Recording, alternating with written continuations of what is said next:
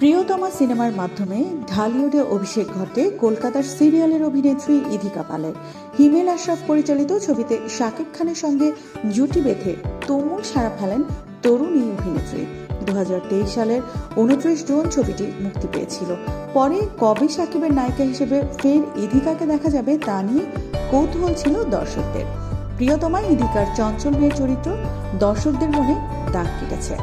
এবার ঈদ উল ফিতরের যৌথ প্রযোজনার ছবি বরবাদে অভিনয় করেও তাক লাগিয়ে দিয়েছেন ইধিকা। পর্দায় শাকিব খানের পাশাপাশি ইধিকার উপস্থিতিও চোখে পড়ার মতো ছিল। দুজনের প্রিয়তমার রসায়ন দেখেই বরবাদে কাস্ট করেছিলেন পরিচালক মেহেদী হাসান হৃদয়। ইধিকা পরিচালকের সেই আস্থার প্রতিদান দিয়েছেন। ছবির নিঃশ্বাস, চাঁদ মামা, দ্বিধা গানও বেশ প্রশংসিত হয়েছে। প্রিয়তমার পর বরবাদে দর্শক সারায় ইধিকা পাল বলেন, প্রিয়তমায় কাজের অভিজ্ঞতাটা একদম আলাদা, কারণ ওটা ছিল আমার প্রথম সিনেমা। খুবই আবেগীয়। যেহেতু প্রথম সিনেমা ছিল, তাই এই ভাবনাটা মাথায় ছিল যে আমাকে খুব ভালো করতে হবে যেন দর্শকের ভালোবাসাটা পাই আমি।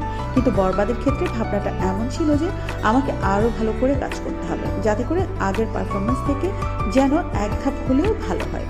আমাকে ঘিরে দর্শকদের মধ্যে যে প্রত্যাশা তৈরি হয়েছে, সেই প্রত্যাশা পর্যন্ত যেন ছুঁতে পারি, এমনটাই মাথায় ছিল বরবাদে কাজ করার সময়।